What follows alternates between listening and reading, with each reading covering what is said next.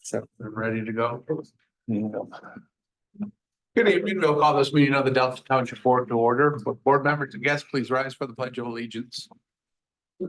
I pledge allegiance to the flag of the United States of America and to the republic for which it stands, one nation, under God, indivisible, with liberty and justice for all. Mary isn't here tonight, so Dennis will be serving as the acting clerk. Dennis, will you please call the roll? All right. Trustee Mohico. Here. Trustee Cuscarella. Present. Trustee Brewer. Present. Trustee Bowman. Here. Clerk is not here. Supervisor Fletcher. Here. And I am here. You have a quorum. Thank you, sir. Motion to excuse clerk Fletcher would be in order. And by Fonda, supported by Karen. All those in favor, please say aye. Aye. All those opposed say nay. Motion carries. We'll begin this evening with a special presentation up at the podium. Marty, will you please come forward?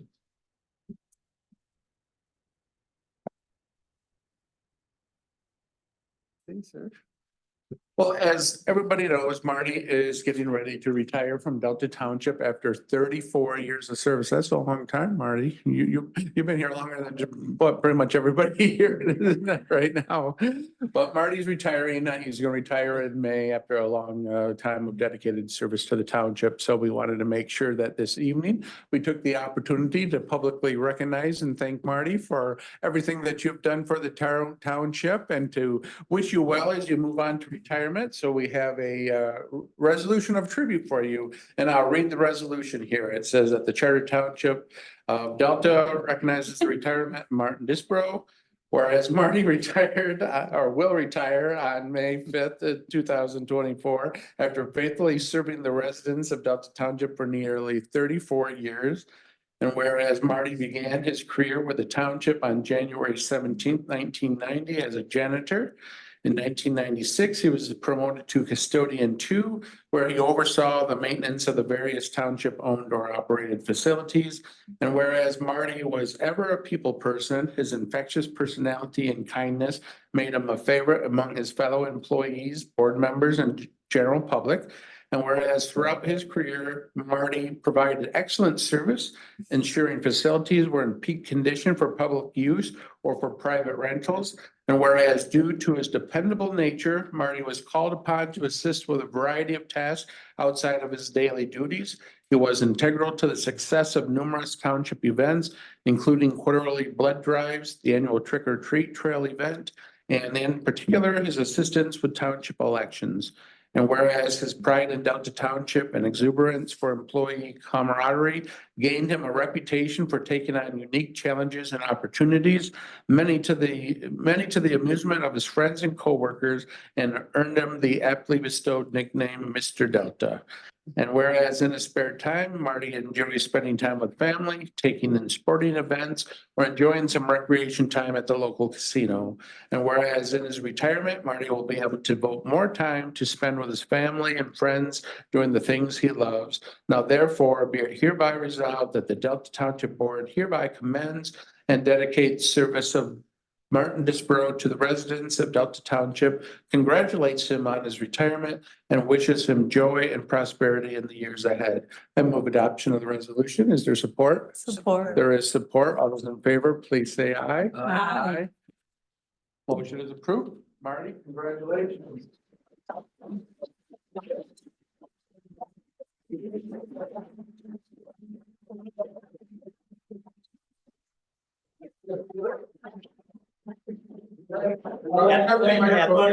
At the mic. Then you can be on both online and recorded. We record it, so keep it. I'd like to thank everyone for coming out for my resolution here. Just a few words. With 34 years of dedication here, I kind of expect a statue to be built out there. We will replace the Rose's sculpture with a statue of you, Marty. Other than that, thank you. No, thank you, Marty.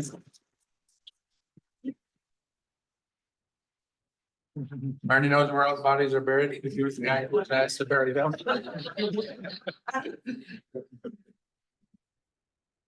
Continuing on our agenda here, we have the agenda before us and the additions or deletions to the agenda. Andrea, Just move to approve the agenda as presented. is there support? Support. There is support. All those in favor of approving the agenda as presented, please say aye. Aye. All those opposed say nay. Motion carries. Under public hearings, we have a public input session for the 2024 DNR grant application. So I'll open the public input session. Is there anybody here in the audience this evening who would like to speak on the grant applications? Seeing no one coming forward to speak, would somebody like to make a motion to approve them?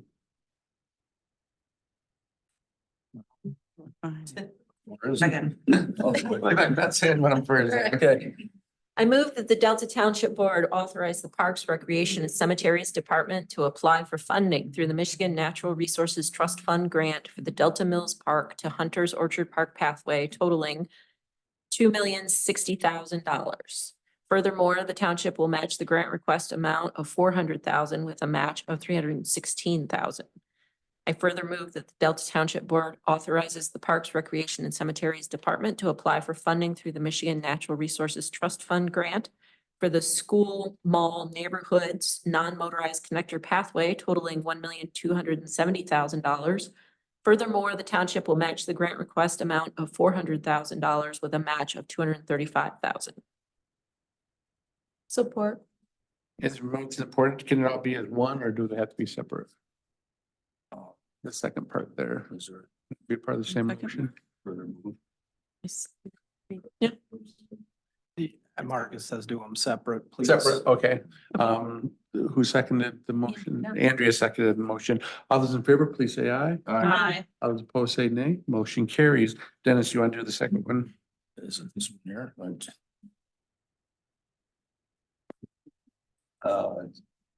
Yeah, I'm a little confused. I got. Go ahead. Okay. I further move that the Delta Township Board authorize the Parks, Recreation, Cemeteries Department to apply for funding through the Michigan National Resources Trust Fund grant for the school / mall / neighborhoods non-motorized connector pathway totaling $1,270,000. Furthermore, the township will match the grant request of $400,000 with a match of $235,000. Is there support? Or If there is support, all those in favor, please say aye. Aye. All those opposed say nay. Motion carries. Moving down to the consent agenda. What's the pleasure of the board on approving the consent agenda this evening? Karen, I move to approve the consent agenda as presented. is there support? There is support. Acting clerk, will you please call the roll on approving the consent agenda this evening? on the consent agreement agenda. Trustee Mohica, Yes. trustee Coscarella, Yes. trustee Brewer, Yes. trustee Bowen. Yes. Treasurer Fido is a yes. And Clark is absent. Supervisor Fletcher. Yes. And it passes. Thank you, sir. Moving down to new items of business. First up is number 10, the consideration of the non-stipulation of the Grand Ledge Investment Group consent judgment. It's a pleasure of the board on this item this evening.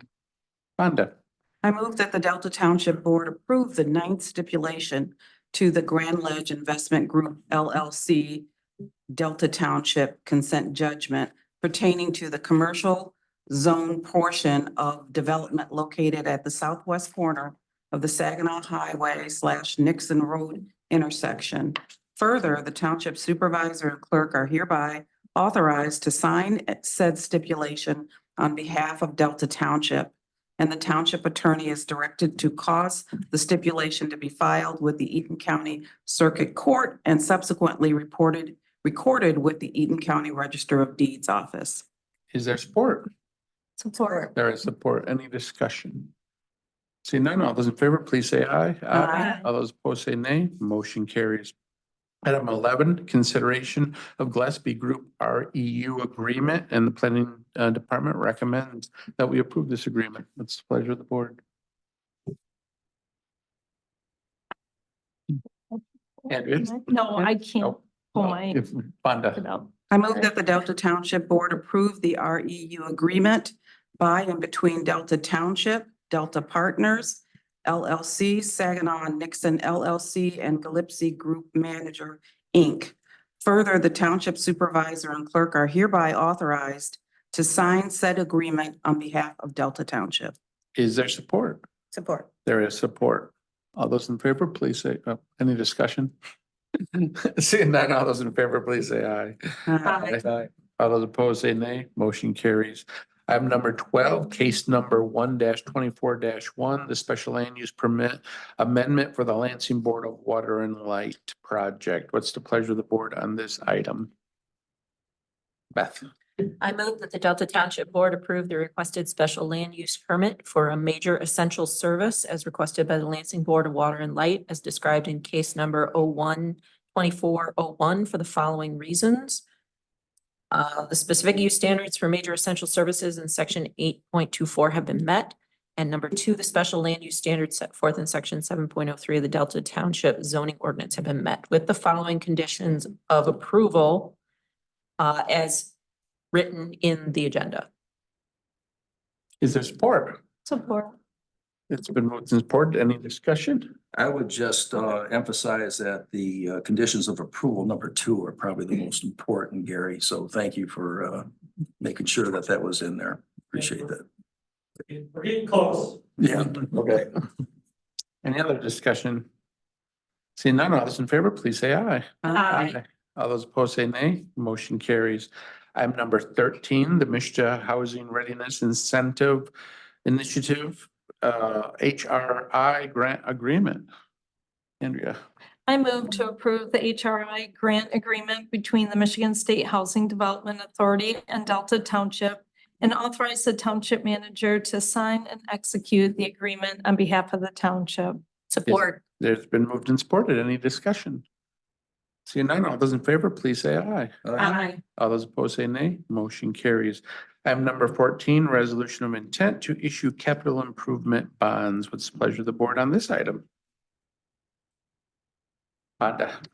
I move that the Delta Township Board adopt the resolution authorizing publication of notice of intent to issue capital improvement bonds and allowing for the reimbursement of certain expenditures from bond proceeds to fund the St. Joe Water Main Path. Support. Has been moved and supported. Any discussion? Seeing none, all those in favor, please say aye. Aye. All those opposed say nay. Motion carries. Item number 15, Board and Commission appointments. Most of these are reappointments. On the Planning Commission, we have Mark Mudry and Wendy Bradley for another term. On Zoning Board of Appeals, we have David Arkeen, who is being reappointed for another term. And then Jeff Hicks has resigned, has moved out of state, if you guys haven't heard that. And it's recommended that he's be replaced by Ananda Warden, who is the alternate currently on the ZBA board. Then in Parks and Recreation, Paul Kelsey is being reappointed to another term. And then Carmen Turner has resigned as well. It's recommended that she's being replaced by Paula Jensen, who is someone who is a longtime resident of Lansing area, who then moved to Illinois and served on a county commission down there for many years and then moved back. So she wants to get active in Delta Township. So I move the aforementioned persons be appointed to the Delta Township boards and commissions, and that the clerk is hereby directed to send notification to all those selected, informing them of their appointment. Is there support? Support. Support. There is support. Any discussion? I would just add, I'm Oh, sorry. go ahead, Andrea, then Allison Fund. I just want to reiterate again, as a board appointee on the Zoning Board of Appeals, I think our policy to move to the alternate role position on the ZBA has been extremely helpful. And when we do have a vacancy, we're able to kind of permanently replace that with someone who's been sitting in as an alternate and has that experience.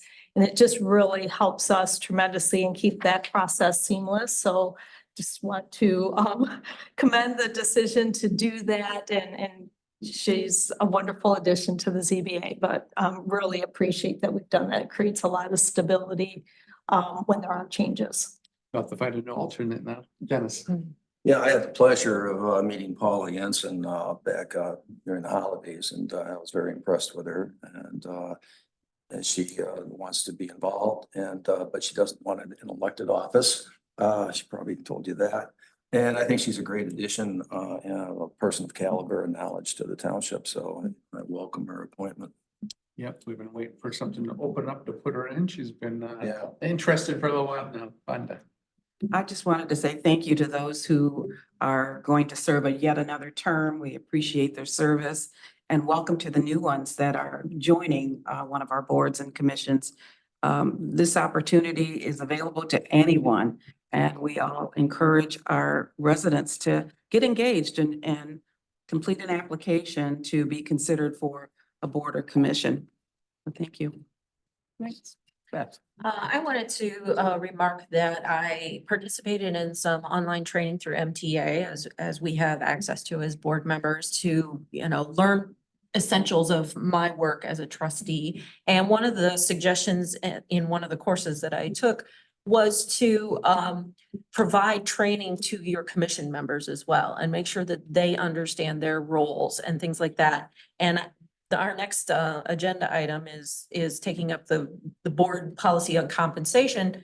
I know we have a policy on our commission members, but I would like to suggest that the board at some future point take up that policy and consider what we can do to support our commission members so that they have access to training, so that we know that they know what their responsibilities are. And like you said, like having an alternate, if we can give them resources to make them feel confident in their job, that's something that we should do. Yeah, definitely, Beth. That's something that was discussed a few years back, and there's not, in cases where there are classes at MTA, such as for board of review and stuff, we definitely send new board and commission members to attend those trainings.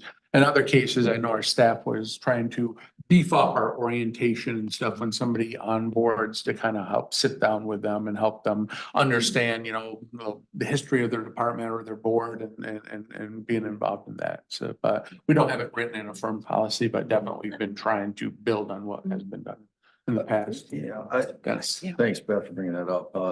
There's formal training, and then there's participation in the decision-making process, which they deliberate and which they make recommendations. We had a while back, our strategic planning, we invited a number of board commission members to attend. Some did, some could not.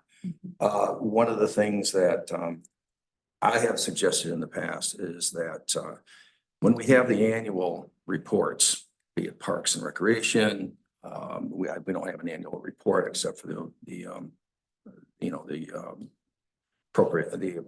capital outlay recommendation from the planning commission, but it would behoove, I think, both the board and for the city members to actually attend those meetings so we can actually crosstalk and ask some questions on that. Because right now there's just really no interaction between the board itself and these boards and commissions. And I think that would be a healthy process to engage in. So I'm bringing that back to the table again. Thanks. Any other discussion? Seeing none, all those in favor of the motion, please say aye. Aye. All those opposed say nay. Motion carries. Item number 16, the board compensation policy. The managers provided us with a lot of the information that was requested, some comparable townships to take a look at in terms of the wages, looking at potential cost of living increases over the course of the year. The manager is recommending that we continue with the same compensation moving forward. To kind of provide the history, when I first came, the board gave an increase in 2004. When I came in 2008. It was all the same, and then we held it with no increases or cost of living for about 8 years. Then heading into the 2013 term, we increased wages, but not by as much as inflation over the past 8 years, but we did give it an increase. And since that time, we have just done cost of living increases going forward. So that's kind of the history of where we're at. I think I support the recommendation to keep things as they are, but we'll open it up for discussion. Dennis. Well, I was here for that history as well, Ken, and we were in a sort of a tight spot because of the downturn in the economy, and that's all understandable. But one thing that bothers me about this and doing the comparisons, and I had this concern 4 years ago, is when we markedly increased specifically the clerk's salary. That with the compounding of the annual cost of living, that it's going to be at a level that's going to exceed comparable clerks in our area here. And it's abundantly clear that, you know, our clerk is making $10,000 more than the Meridian Township clerk. And Meridian Township has 10,000 more residents. And I just think it's out of whack. So one of the things that gets overlooked when you do a just general cost of living is that people who get a 5% or a 3% and making 100 grand or more, it's a larger dollar amount than people who make a lesser salary. So the gap keeps growing. And that's just called, in economic terms, you know, a regressive approach to it. And so I had asked the manager for some additional information back in February 22nd, and I have not received that yet.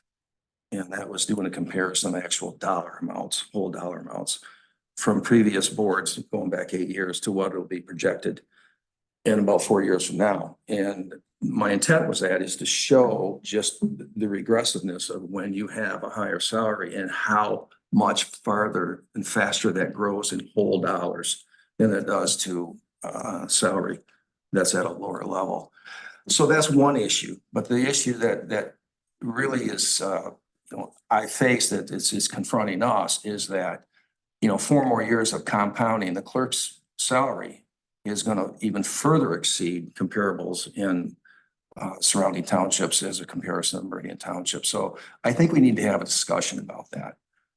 And I'm not sure if tonight is the time to do that. Maybe we need to go back to committee of the whole and have Mary here.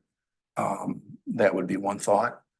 I would like to see the information that I'd asked for. And so that's where I stand tonight on this issue. Other thoughts, comments on this?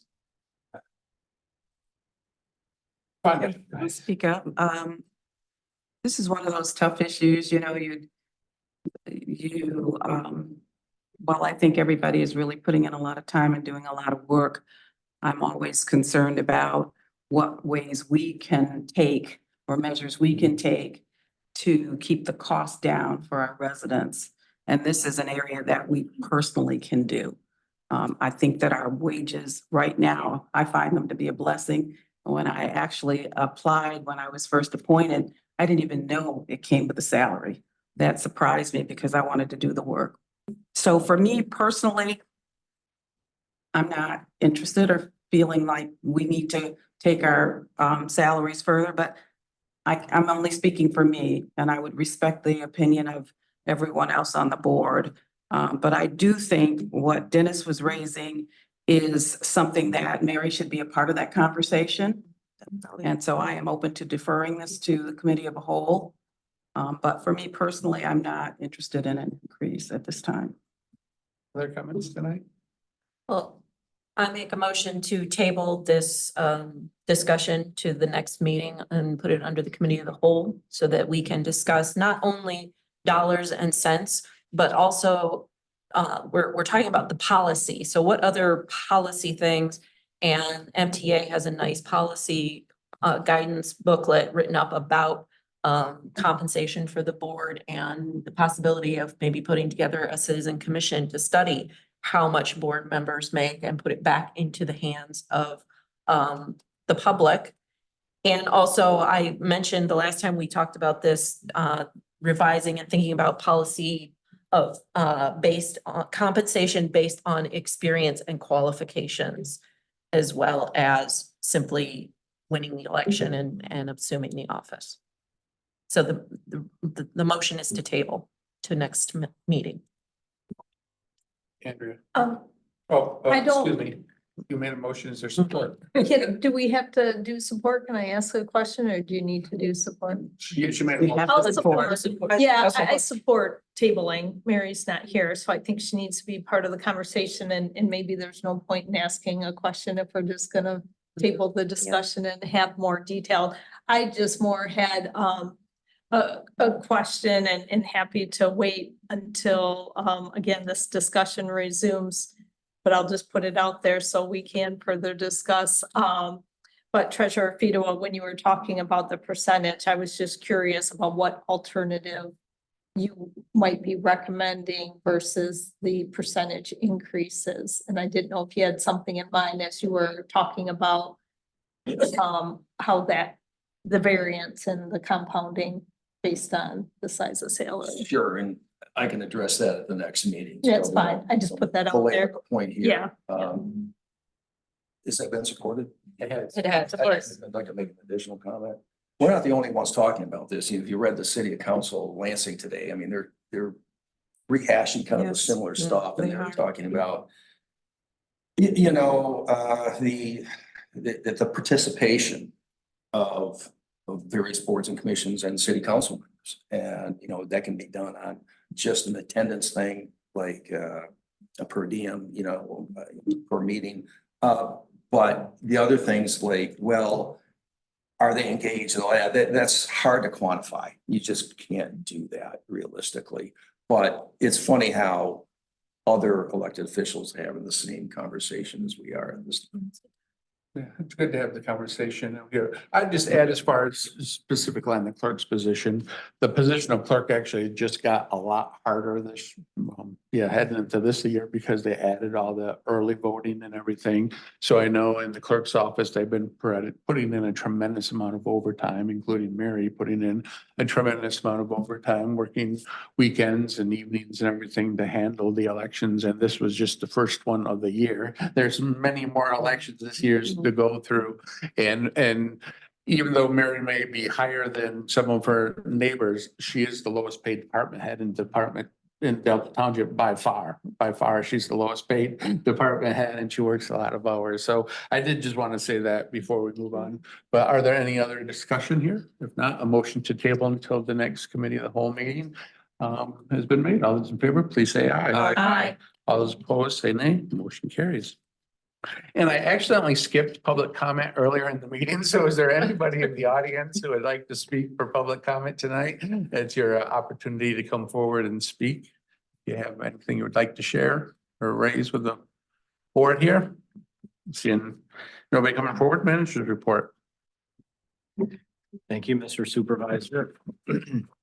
I was gonna say we didn't have any items for the committee of the whole next week, but Now we do. sounds like we do. Just real quick, I'm sure you all received, Delta Now is out in mailboxes. The electronic newsletter Talk of the Township went out too. So I just want to thank Mary Worland for all her work in coordinating those and pulling those together and all the other departments that submit information for those. Peter and I had a meeting with some representatives, realtors and representatives from Greenleaf Trust. So as you know, the Ide properties have been under or in an estate. So this is a new company. So they are looking to move the remaining Ide properties, Mike Ide properties in the township. So I think there are 3 of them right now in the township. So you may see some movement on those in the near future. Eaton County Parks Grant is out. If you remember from Marcus's presentation, we plan to apply for an Eaton County Parks Grant for playground equipment in Sharp Park. Brian, what's the Yes. timing on the decisions on those grants? I can't remember. I know they're out a little bit earlier than they were last year. And Marcus, do you remember when I'll make decisions on those? Okay. Okay. For next year then? Yeah. Yeah, I didn't know if there was a chance for this year. Okay. Last week we had, open house for the non-motorized transportation plan update. So that had really good attendance in the afternoon session, a little bit lighter for the evening one, but still quite a few people came out. A lot of very good feedback and conversation at those events. So that those also helped, a lot of the data for those were fed by the survey that went out, which we see very good response rate, and the focus groups. Also met with a representative from FEMA. As I reported at the previous meeting, FEMA has been in town. They're looking for folks who did suffer damage in the August storm last year. So folks will have till April 8th. Also, any small businesses are eligible for an SBA low interest loan if they suffered any damage. We've continued to help push out information from Eden County Emergency Management. Received fairly good news today. Last year, we had applied for funding from the federal government for our WRF plant. So we did get an email today that it was we had $3 million included in the bicameral fiscal year 2024 budget bill. So that is still in, which I think they expect to pass either this week or next week, hopefully, but it still has to pass the House and the Senate and then be signed by the president. But so if everything holds firm, we'll have another $3 million to apply towards the WRF plant, which will certainly be helpful for us. Just wanted to thank Clerk Clark. She fell ill right before the meeting. But her staff did a marvelous job on the election again this year. So I think as Supervisor Fletcher mentioned, it was an intense days. So these are kind of warm ups for the November election. So we have two more, one in May and one in August before November. Also thanks, and Marty left, but really, well-liked employee. And we'll miss him around the building. So spent a lot of time, obviously managing this building. So all the employees got to know him. So it's pretty emotional for most of our employees, especially the folks who have worked with him a lot longer than I have. So appreciate all his work. And then just for a couple questions, Trustee Bowen, you had the question about training for boards and commissions. So we do purchase the full package of training from the MTA. I know Gary sends planning commission members, and some of them avail themselves of that training. As does, I think, some members of the ZBA, but we'll take a look and see some of those that we could push out. I know we do need some of that for the Township of Excellence, which which will receive our award at the MTA. So we do look for opportunities to give that training. And last but not least, I apologize to Treasurer Fido. I thought I had the information that you had requested in here, maybe not spelled out to the specificity that you had, but I thought I'm happy to engage in a remediation session with you. I will make sure to spell it out next time better, but that's all I have, Mr. Supervisor, but happy to answer any questions. Oh, I will say, we do have a representative from McLaren, Austin, in the back. So I appreciate their cooperation. That really is, I think, going to be a game changer for us with the change in the consent judgment and a good addition to the township. So. Great. Thank you. Thank you, Brian. I just had a quick question. I noticed the chill program was printed in the Delta Now. And I wanted to know if we've signed all the paperwork yet. We have not. Aaron is working on that. We wanted to get some information out and at least direct people to start setting up a website, but that is close. We do not have final grant. That's correct, right, Aaron? That's okay. She emailed earlier today that we should expect to see that back. Fantastic.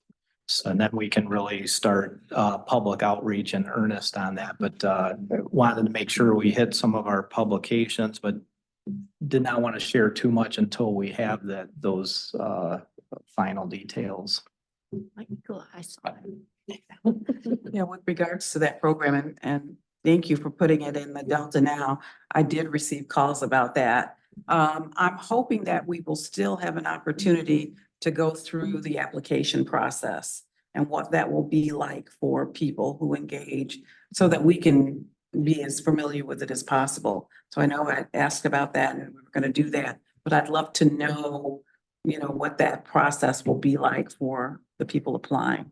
Sure, and that we will provide that. We'll be working with our third-party administrator on that, but it'll be very similar to what was presented to the board that last time because it has to include a lot of the same information that MISTA requires and the income verification and that type of thing. Right, I was just particularly interested in the criteria from their standpoint. For example, does the person have to have insurance on their home or the taxes current or what criteria is required? I just didn't have that information, so Sure. I'd like to have that if possible. Okay, yeah, absolutely.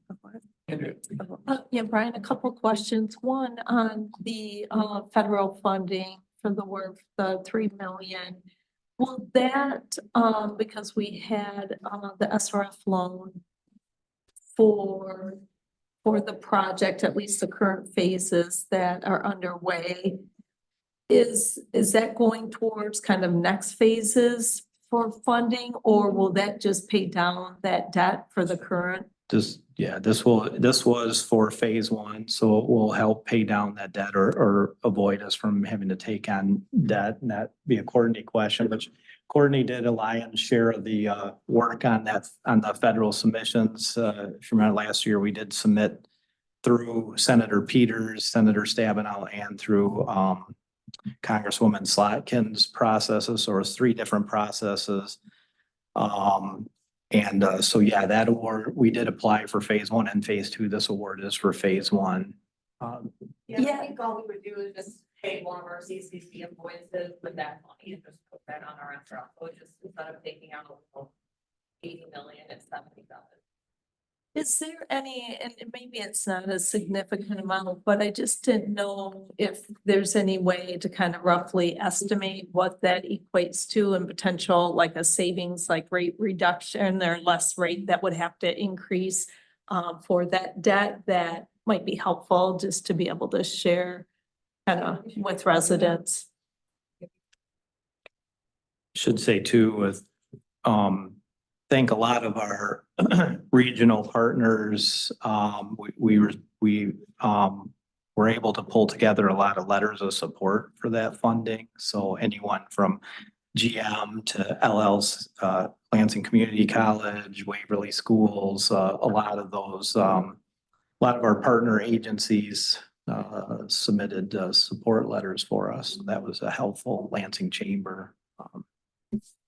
I just think it can be helpful for residents and some of those partners even to understand the context, what that means in reducing rates by having that grant, that funding award. So I did have 2 other comments I wanted to make. I guess I'm looking at you, Brian, but not necessarily to you, to the entire board, if I may.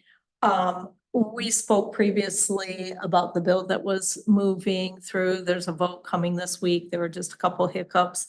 Nothing related to the issue, but with scheduling on the bill that would that dealt with labeling for disposable wipes, huge issue here in Delta Township because people flush them, and in many communities all around the state. So that is moving forward. The other thing I wanted to flag too is there's a bill up for in committee, House Bill 5353, that deals with unfunded mandates by the state and making sure local governments are funded for those. And when policies are passed, that there's an evaluation of that and an accommodation for that funding. And I know MML, MTA, and MAC, the Michigan Association of Counties, all 3 will be testifying in support, but it may be another one of those issues that the township itself, Delta Carve out. Township wants to engage on. I think, Would that be retroactive? it will not. be retroactive, But, And just on the assessment and how we're impacted, so that the fund doesn't. so anyhow, I just wanted to share that. Just seems to make sense and great to see a policy like that getting attention. So, Absolutely, no, thanks for bringing that to our attention, Andrea. Whose office did the $3 million come through? You said we applied through Slacken, Peters and Stabeno. Yeah, it's That's fine. unclear, because both, we received notifications both from Peters and Stabenow, so I think they just probably cross-supported it, yeah. Okay, just for thank you notes and stuff. Thank you. Okay, seeing no other questions for Brian, we'll move to the committee of the whole, and we have our annual assessing report. Ted, you're up today.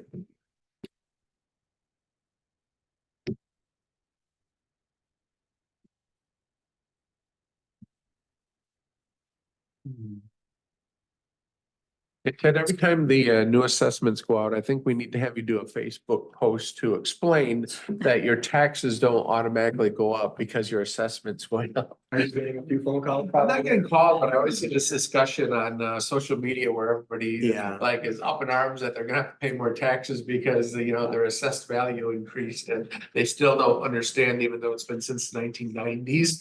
Like things 93 or change. 94, but yeah. You know, and it's all on the notice. It's on the backside. It's just a lot of reading. And then they call us too, of course, Right. but that would be a good idea. I mean, to get more information out there certainly wouldn't hurt. So Yeah. point taken. Yeah. Well, thank you, Mr. Supervisor, board members for giving me a few minutes to go through 2023, kind of a year in review and tell you about some of our accomplishments. Mary's going to click through the slides for me. Staffing level, we're still just 3 of us in the department, which is working frankly quite well. We seem to get through everything. Everybody's busy and, again, don't see any need to add or remove. I think this is probably status quo for a while, but we'll see where that ends up. The next slide is a pie chart explaining or demonstrating the 2023 assessed value by property class. So we currently have a total state equalized value in Delta Township of about $2,087,518,000. So that's our total value. The pie chart represents by property class how it's divided. So I won't go through each one, but you'll see residential makes up the largest portion at 56%, commercials 28%, and so on. But again, kind of a good breakdown of where the $2 billion, where the value comes from. So a nice mix there. Next slide represents our total parcel count and how that's carved up. So we currently have 13,544 parcels. And again, this just shows in a pie chart form where the parcels come from. Again, the vast majority or 80% or so is a residential property class. And then you'll see the different slices there as well. Next slide is the taxable value comparison over the last 25 years or so going on there. So you can see kind of what we've done, crept up from, you know, say the 600,000 range in the early 90s to 1.8 billion of taxable value today. So last year, from 22 to 23, we pretty much went from 1.7 to 1.8, or had about a 7% increase in taxable value due to largely 2 things. And that would have been the 5% CPI we applied to everybody's taxable value and then new construction. So that's kind of how that crept up there. Next chart basically is the same thing. It's just a showing in a bar chart form and showing a couple different things. So at the bottom, you see the blue bars going across the bottom. That's our personal property value. The greenish color represents the real property value, and the line across the top represents the total taxable value. So again, charting over a 20-25 year period, you see the grow up in the early 2000s, the crash of 2008, 9, 10, and then lowering for several years there, and now creeping up again to a healthy number. Next slide represents our total, or our top 20 taxpayers in the township. All of them are pretty recognizable. The only one I'll bring out, or a couple here. Number 3, Delta Partners Development, is actually Amazon. So they have different LLCs, different names, but that's who that one is. And then number 8, under Spirit Realty, that would be the entity that owns several of the Delta Crossings properties. Next two slides represent a comparison of Delta Township values to the county as a whole. So as you can see, we make up about 2.1 billion of that's our assessed value of the 5.769 of county value, but we make up about 36% of the total assessed value in the township is here in Delta Township. One very important thing to point out is we don't include any values for any 425 properties, so no GM, Altium. If we threw those numbers in there, we'd be well, according to my latest calculations, a little over 50% of the value would be here in Delta. So,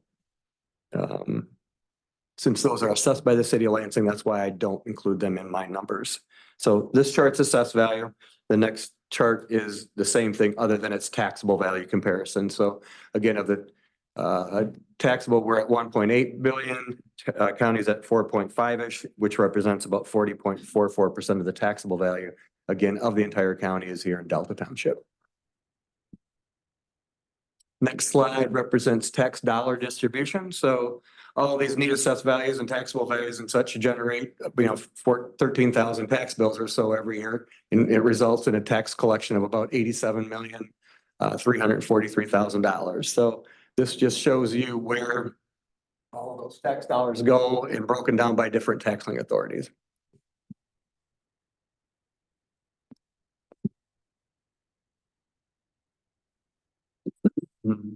Next slide is in pie chart form of the same data, just to give you a different graphical representation of where the dollars go and kind of the slice of the pie. Next slide gets into some assessing department activities. So it's kind of our goal every year to review at least 20% of the residential properties. So over a 5-year period, everything's been thoroughly reviewed. So we've kind of hit that goal this year and have been for the last 15, 20 years probably, but we have always taken a very strong point of actively reviewing every property. So we reviewed 1,911 properties of residential properties during 2023.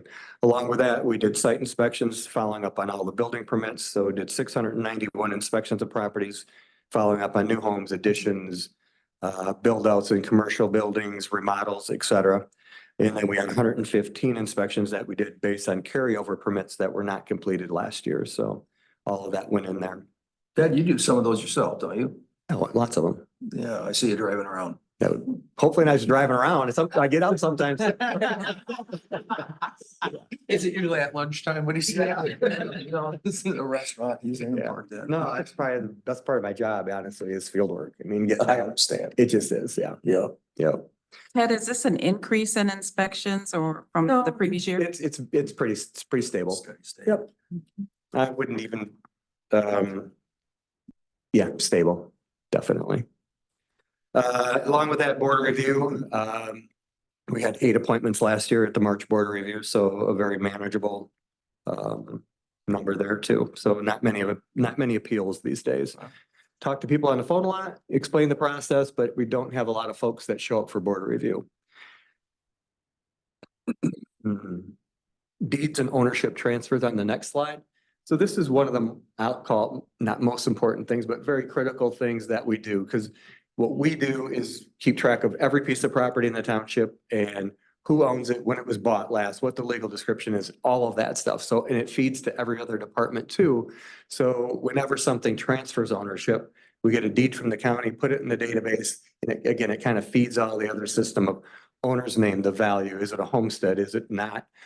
And obviously calculates tax bills, all of that good stuff, homestead exemptions. So again, we spend a lot of time processing paperwork really, but it keeps a database that's solid. Bottom part of that talks about residential property sales. So another big thing we do, we analyze the market all the time. The real estate market kind of is what we follow, what we do. So in 2023, we processed or followed 360 residential sales at an average sale price of $261,288. And again, that's kind of the basis for everything that we do is analyze the real estate market. Next slide kind of goes along with that. It's broken down by our 4 different school districts. I gave you a comparison of 2022 to 2023, again, broken down by school district. Won't go through each one, but as you can see, so Grand Ledge had 257 sales in calendar year 22, average sale price about 301. This year down to 216, average sale price about 299. So almost unchanged, other than the quantity has gone down. And that's kind of a market trend that is still here right now too, is sales are still fine, they're doing good, but there's just fewer. And the prices are not skyrocketing it, if you will, as much as they were a year ago. It's more of a stable environment now. Hasn't recessed in my opinion, but hasn't grown like it was the 2 or 3 years before that. Ted, on the Lansing School District, is that down by the river south? Just south of the river, exactly. okay. And then also all of Saratoga Farms, so the northeast part of the township too. Yeah. So it's those 2 islands, if you will. But I'm looking at the average sale price here and, yeah, I'm thinking Yeah. that Yeah. maybe it's down there. Well, there's a couple of them in there that are $1 million, so it Yeah. kind of tends to skew things a little bit. So, yeah. Well, in Saratoga, those are 300,000 to 500,000 too. And then the river, there were a couple down there that sold for over $1 million. So again, the average when you're only using 12 gets inflated pretty quick. So, thank you. Yep. Yes.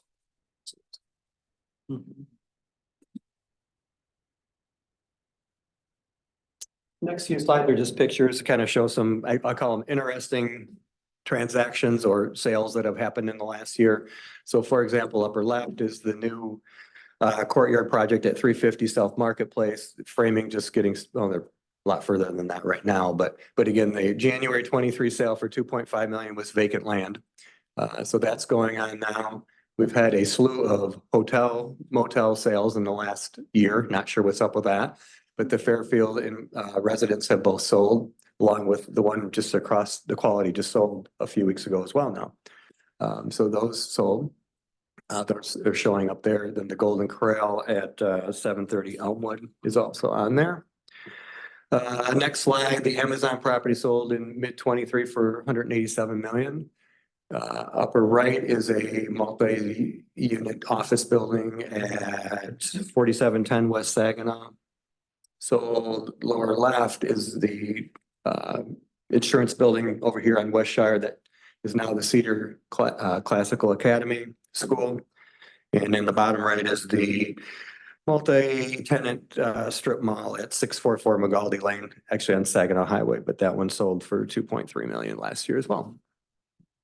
Ted, on the Amazon property, and it's kind of an empty shell filled with machinery for distribution, so personal property tax on that? There is. Yeah, I mean, it's not completed. It's called, they report it as construction in progress. So because last time we went through there, there's a lot of it there. It's just all in the middle and it's all wrapped yet and all of that. Right. They haven't done anything with it, right? So they have to report the total cost to me that they've spent so far, but they do get an additional 50% reduction as construction in progress because it hasn't been used, hasn't been unpacked. So when it comes online, it will be significant. Virtually right now, the assessed value of that equipment is maybe 500,000-ish. So nowhere near what it'll be when it's functioning. Right. And then, of course, it decreases in value, quite Fast. rapidly, right? Rapid. 5 years. Absolutely. Yeah. Okay. Yes. If you had to describe the trend in commercial sales and commercial movement over the past year, how would you describe that? Yeah, good question. It's so tied to what they do. So as an example, the office market, and I'm going to go back 10 years. I mean, it was so saturated in vacancies were say 30%. It's not good yet. There's still 20%, but office is getting a little bit better in my opinion. And there's some sales of offices, but versus probably for a 3 to 5 year period, there were basically none. Nobody wanted them. And there's still, again, there's not a lot of investor folks. Like I don't go buy one because, I'm going to lease it out and fill it up. And that doesn't happen much. It's typically an owner occupied thing because, they need an office, but so office is a little bit better partially just because it was so bad for several years. The hotel market was having 4 or 5 sales the last year. I'm not sure why that is, but that's very interesting because those, you can go years without having any. Retail, strip malls, that sort of thing, I'd say again is I'd say improving a little bit just because the rental rates are going up a little bit. And for so many years, they were not increasing. In fact, they were decreasing for a little while. So again, that sector's a little bit better. Industrial kind of is what it is. We have a great industrial track, great industrial tax base. It's very stable. It doesn't look like it changes much, and it really doesn't change a lot, but the ones we have, I mean, you know, as far as the Magnas and the airlift and all those guys, I mean, they just do well and they function and they're investing all the time. So that stuff does quite well too. I don't know if that answers your question or not, but Thank you. yeah. Next slide, moving on to tax tribunal cases. Favorite thing for every assessor in the world is taking care of appeals, right? So we had 7 cases filed in 2023. During 23, we were able to settle 11 of those cases, some from 22, several of them from 23.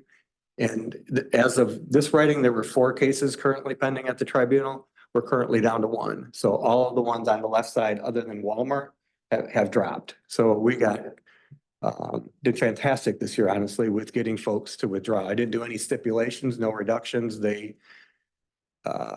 eventually just withdrew, which was wonderful.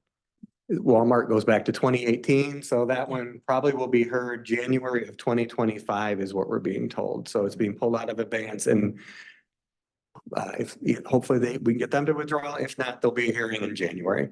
Andrea? Yeah, just a question on these cases. I don't know if they're similar or if there are some similarities with some of those, but any insight you could share on kind of the nature of these? Yeah, I mean, so many of these, I mean, because these are great businesses, right? I mean, you see auto owners and Fifth Third and Estera, MSU, I mean, they're all great businesses, right? But what happens in a lot of cases, probably in all of these cases, a tax rep goes to these businesses and signs on their portfolio. They say, you don't have to do anything. We'll just take care of all your tax work for you, you know, and they do. And then they file appeals everywhere, right? And then they start working on them one by one. The only bummer with it is we have to spend attorney tax dollars defending them, right? And it's not a lot, I mean, but in each of these cases, it's a few $1,000s that, you know, we have to engage our attorney. We do interrogatories, we do all this work. And eventually we can convince them that you don't look like you have anything here. And then eventually they're like, yep, okay, we'll withdraw.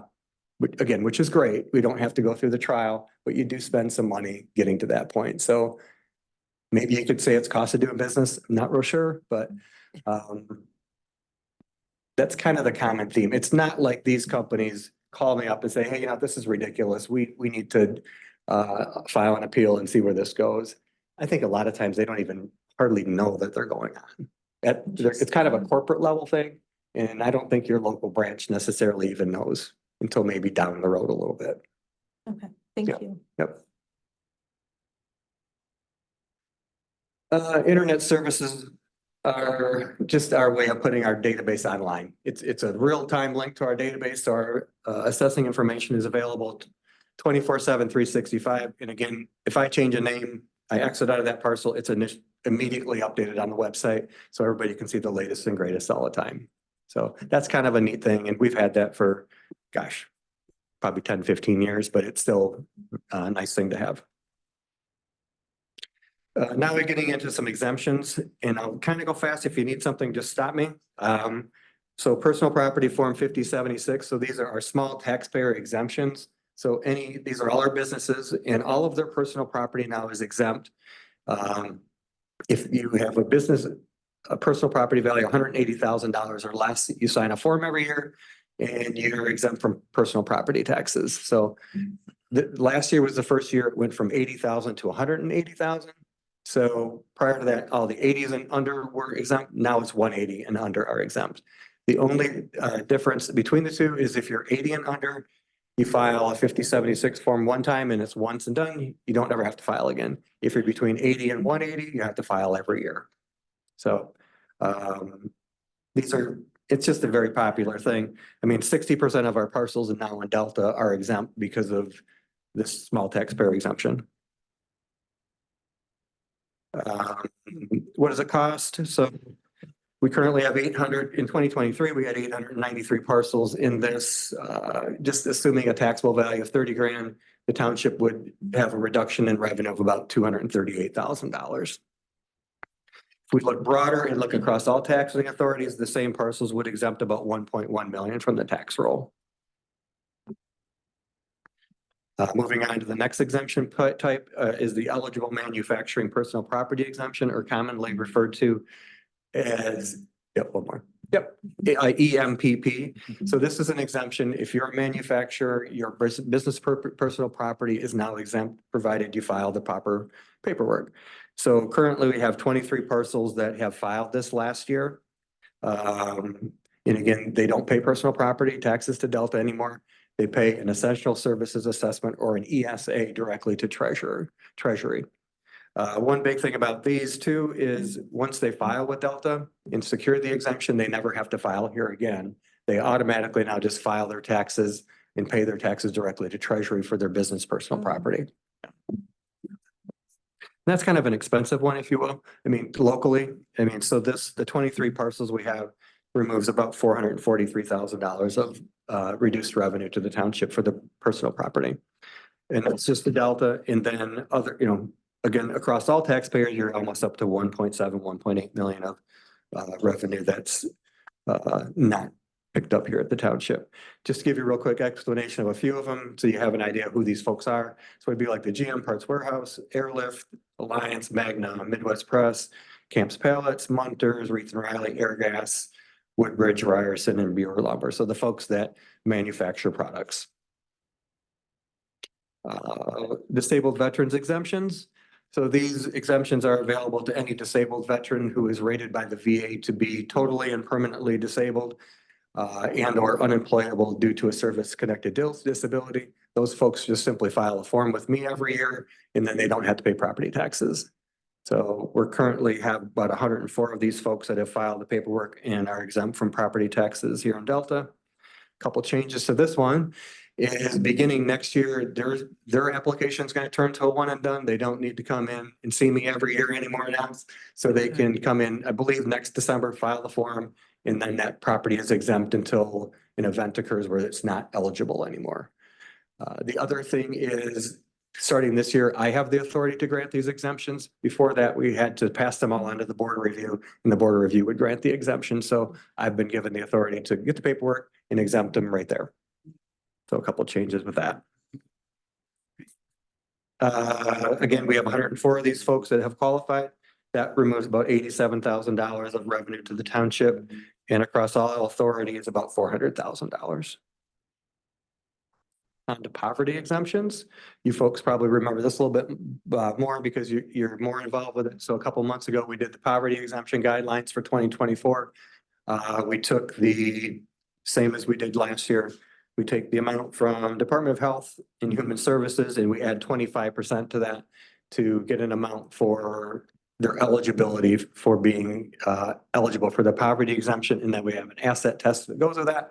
So the folks simply fill out the application that we have with the guidelines you folks have set, and they either qualify or they don't. I mean, there's no discretion. There's no, there's really no discretion. It's whether if they meet the criteria, they're exempt. And we currently have 6 folks in 2023 that met that qualification. So they were exempted from property taxes. I expect we'll have the same amount this year because I've seen the application from the same 6, and I assume they're going to qualify again. Yeah. Yes. On the property exemption, as far as the asset level, what is that? Could you remind me of that?